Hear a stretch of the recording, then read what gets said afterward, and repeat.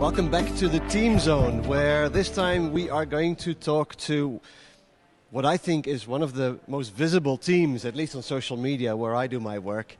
The team from the Universitat Politècnica de Catalunya, the UPCSpaceProgram team, with the UPC rover. So I'm here with one of the team members. Can you introduce yourself and tell us about your role and about your team? My name is Chay Casajuana. I'm the team leader of the GRASS project. This is our rover, Grover. We call him Grover. And we are really proud of how it behaves during the tasks. Okay, so tell me a little bit about the rover. What are the special features that might make this rover the winning rover this time?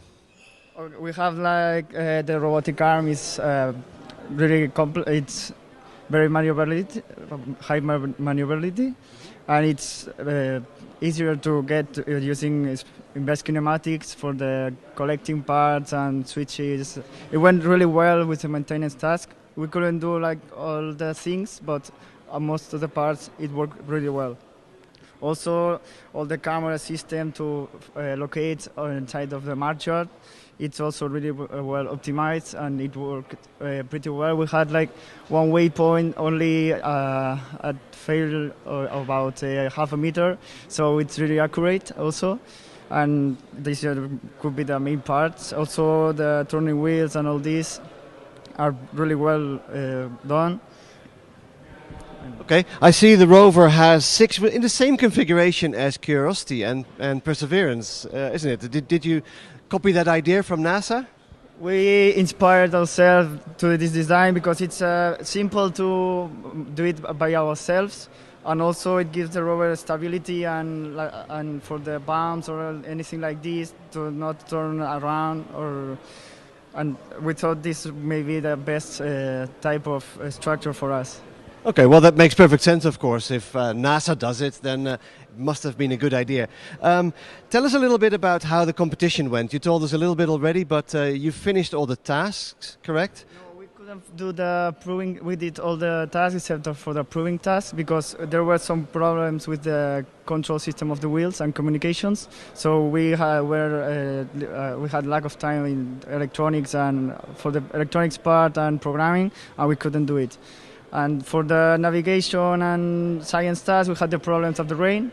We did the science tasks with a little bit of rain, and then we had to postpone the navigation task to the afternoon. And it went with the mud and all this. You see that it's really dirty, and it went through almost through a bunch of water, and we had to stop it.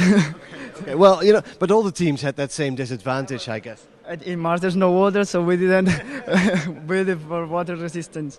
Yeah, it's interesting because I heard from the lead scientist that on Mars there was water 4 billion years ago.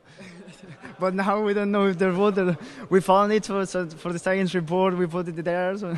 Yeah, exactly. Well, you have to take the circumstances as they are. Let me switch over a little bit to your team. So how big is your team? How many people are involved, and what is their background? Our team is from, we have 19 members. 19. 19. And we are from the engineering background, most of us. We have aerospace, from my part I'm electronical. We have mechanical and industrial engineering. And also, because of the science task, we didn't know how to do the analysis of terrain and all this, the geological part. So we collaborated with another university, another faculty of geology. And we have our science team is made out of 3 geologists. Okay. Oh, well, that's very good. So you didn't just involve the engineers, also involve the scientists. We didn't know how to do all that geology analysis and all this, so we collaborated with them. Went to the other faculty and talked to them, and a few of them signed up with us. Excellent. Now, one of the things that I noticed about the UPC team is that you're very active on social media. Can you tell us a little bit about that before we finish? Yeah, our social media are really active. He is our community manager. I also have the access to those accounts, and we are always chatting with the Rover Challenge accounts or other teams, and also with our personal accounts. We like to present our rovers or our projects or chat with the other teams also with our personal accounts.